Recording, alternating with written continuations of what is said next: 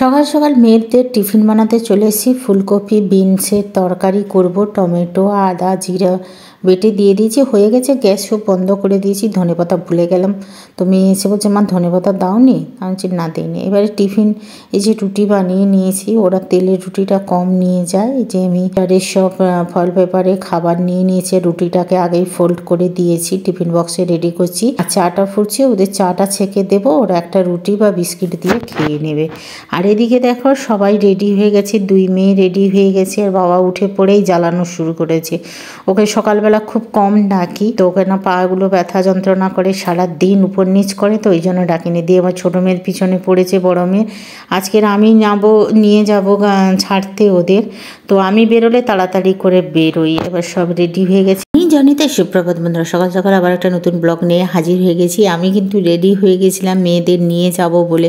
গাড়ি বের করতে গিয়ে দেখলাম আমার স্কুটি আর চলছে না। তারপর যখন দেখি না সামনের চাকাটা পাংচার হয়ে গেছে, মানে হাওয়া বেরিয়ে গেছে। তো আমি থেকে গেলাম, সঙ্গে সঙ্গে বড়মশাই চলে গেল। তারপরে আমি চলে আসলাম ঠাকুর পুজো করতে।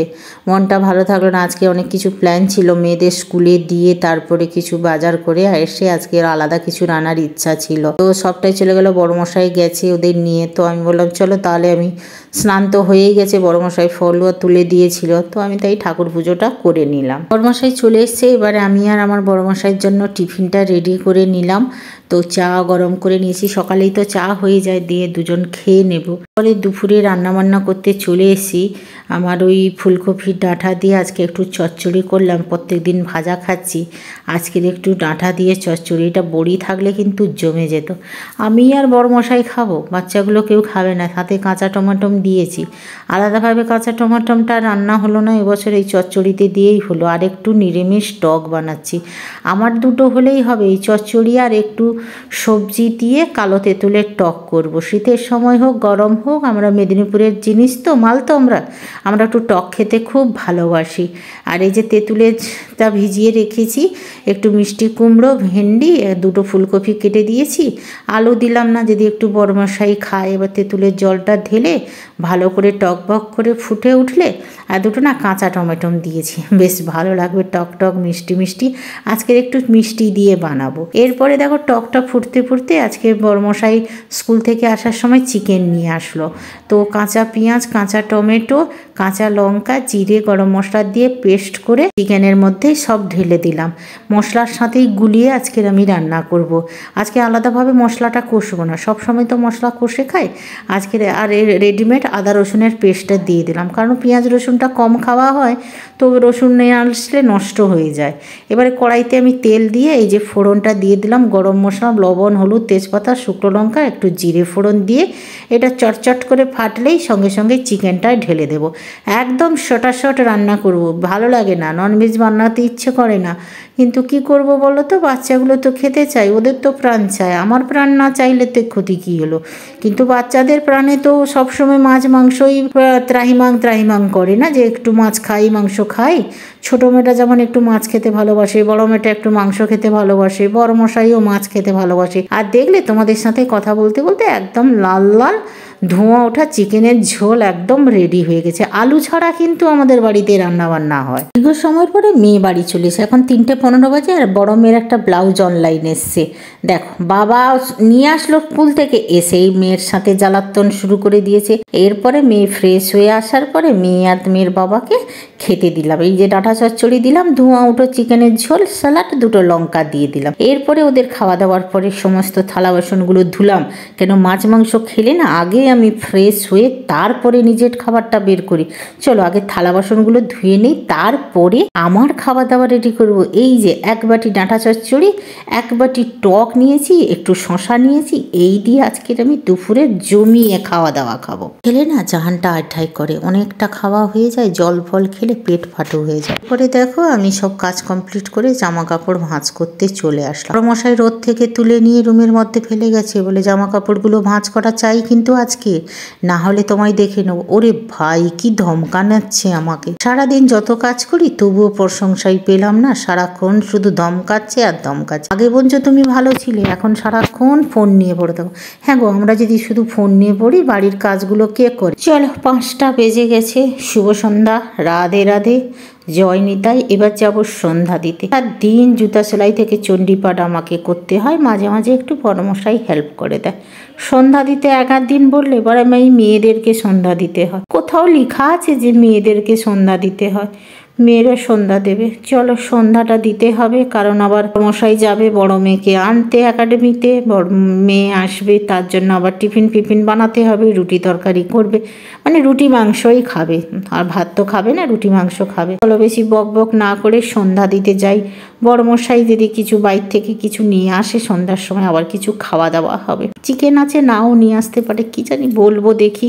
বড় মশাইকে আজকে একটু সিঙ্গাড়া আনতে, আমার বাড়ির পাশে একটা দোকান আছে না, গরম গরম সিঙ্গাড়া বানায়। যে ছাদে চলে এসেছি, হাঁপিয়ে গেছি কথা বলতে বলতে। আমার সন্ধ্যাবাতি দেওয়া হয়ে গেছে, এবার নিচে যাব। প্রেমসি বলে রাধে রাধে। সকাল বিকাল তো আমার ঠাকুর ঘরটা তোমাদের সাথে শেয়ার করতেই আছে। কি বলে তো, আজকে আমার দিদির মেয়ের বার্থডেটা হয়ে গেছে, 2-3 দিন হয়ে গেল।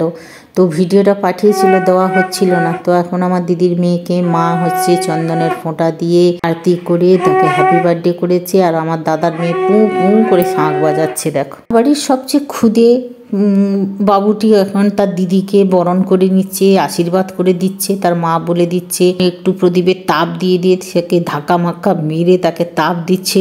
হেভি স্ফূর্ত এই হ্যাপি বার্থডেটাকে খুব এনজয় করে। আমার 2 মেয়ের হোক, যার হোক, ও হ্যাপি বার্থডেটাকে খুব আনন্দ পায়। আর বাড়িতে আমার বাবা মা আর দাদার মেয়ে, এই যে বাবা এখন ওকে আশীর্বাদ করে দিচ্ছে।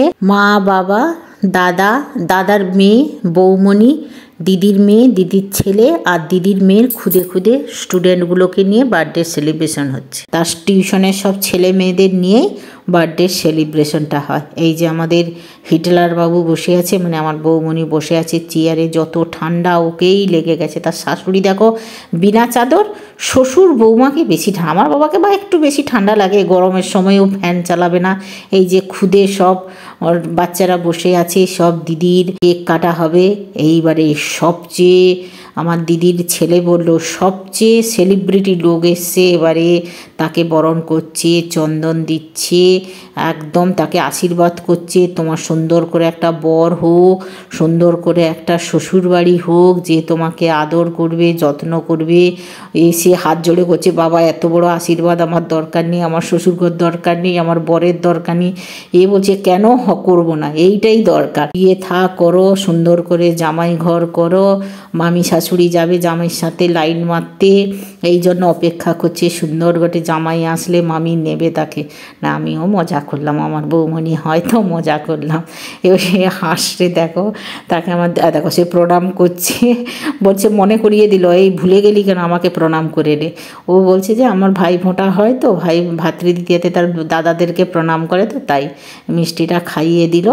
এইবারে হয়েছে সন্ধ্যের সময় লুচি, ঘুগনি, পায়েস, মিষ্টি। এরপরে হচ্ছে খুদে পার্টিদের নিয়ে কেক কাটা হচ্ছে। এই যে আমাদের কেক কাটছে, এরকম কেক কাটতে খুব ভালো লাগে। ওর একটু সফট 5 রকমের ভাজা বড় মাছের মাথাটা দিয়ে ওকে সুন্দর করে সাজিয়ে ওকে বার্থডেটাও সেলিব্রেশন হবে। এবারে মাকে খাইয়ে দিয়েছে। মা বলছে আরে আমি কেক তো খাবো না, খুব ভালো ওকে খাওয়ালো। বাবা বলছে কেকটা ভালো লাগে না। বাবার এসব ভালো লাগে না, সত্যি সবার তো আর পছন্দ ভালো হয় না। বৌমণির শাশুড়ি বৌমা বলছে খুব সুন্দর হয়েছে কেকটা, খুব দারুণ। আমাকে একটু কেক দিয়ে রে, আমি হাঁ করে আছি রে, কেকটা দিয়ে। দেখো কেকটা নিয়ে এসে আমার মুখের মধ্যেই ঢুকিয়ে দিল। মেয়ে পড়তে গেছিল, বড়মশাই এই যে সবার জন্য অনেক দিন পরে যে এটা হচ্ছে লঙ্কার চপ, বড় মেয়ের একটা বেগুনি, ও বেগুনি খেতে খুব ভালোবাসে, আর আলুর চপ। ছোট মেয়ের জন্য চপ আর লঙ্কার চপ, চানাচুর মুড়ি। ও পেঁয়াজ কিছুই খেতে। এটা বড়মশাইয়ের পেঁয়াজ, সর্ষে তেল, চানাচুর, বাদাম ভাজা একটু খেতে ভালোবাসে। কড়াই ভাজলাম চপ আর লঙ্কার চপ। অনেক দিন পরে আলুর চপ খেতে ইচ্ছে করলো, তাই ও বেশি ভাজাভুজি খেতে চায় না, বাড়িতে করলে খায়। আর আমারটা দেখেছো, ছোলা ভাজা, বাদাম ভাজা, মটর ভাজা, চানাচুর, লঙ্কার চপ। এইগুলো দিয়ে খেতে, চাল ভাজার মতন খেতে আমার খুব ভালো লাগে। চলো ফটাফট করে সন্ধ্যের স্ন্যাক্সটা মানে ফিনিশ করে দিই, ঠান্ডা হয়ে গেলে ভালো লাগবে না। গরম গরম চপ আনলো খুব সুন্দর করে। আজকে সন্ধ্যেটা আমাদের একদম জমে গেছে। আর এরকম খাওয়া দাওয়া খেতে খুব ভালো লাগে। তারপরে পেটে প্রচণ্ড জ্বালা হয়, প্রচণ্ড কষ্ট হয়, তবু আজকে খেতে ইচ্ছে করে। ওরা বার্থডেতে ভালো মন্দ খাচ্ছে, আমরা না হলে চপ খাবো। বরকে ফোন করে বললাম একটু সিঙ্গাড়া আনো, ওই জন্য গরম গরম চপ আর লঙ্কার চপ নিয়ে আসলো। এখন এই যে আমার মশলা মুড়ি সবার খাওয়া শেষ হয়ে গেল, এখনও আমার খাওয়া শুরুই হলো না। এগুলো ঠান্ডা না হলে তো খেতেই পারবো না, আর আমার এরকম করে মুড়ি না খেলে একদম ভালো লাগে না। বিশেষ করে আমার চাল ভাজা খেতে খুব ভালো লাগে, মায়ের হাতে চাল ভাজা, তাই যতটা সম্ভব নিজে বানিয়ে খেয়ে নিই। এই মুড়িটা হচ্ছে হলুদ মা নিয়ে এসেছিলো, তার সাথে এরকম মিশিয়ে খাই, না হলে কাঁচা ছোলা কাঁচা মুগ ভিজিয়ে রেখে দিই সেগুলো, আর মেথি সবগুলো স্প্রাউট হয়ে গেলে তারপরে খেতে ভালো লাগে আমার। চলো এগুলো খেয়ে নিই, ঠান্ডা হয়ে যাচ্ছে। এগুলো খাবার পরে রাতে খেতে ইচ্ছে করবে না, রাতেই তখন হালকা ফুলকা বাচ্চা দুটোকে ম্যাগি ফ্যাগি করে দেবো।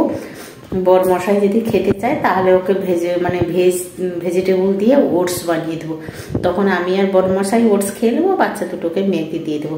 চলো তাড়াতাড়ি সন্ধ্যের স্ন্যাক্সটা সাপাট করে দিই। সাথে একটা লঙ্কা নিয়েছি, লঙ্কা খেতে পারি না, ঝাল লাগে খুব এখন, কেন জানি। এইগুলো দেখার পরে পেট আমার গুড়গুড় করছে, মানে খুব জ্বলন হচ্ছে। এগুলো খেলে পেটের মধ্যে অসহ্য যন্ত্রণার জ্বালা হয়, যেহেতু ফ্যাটি লিভার আছে তবুও এইগুলো আউ মাউ করে খেতে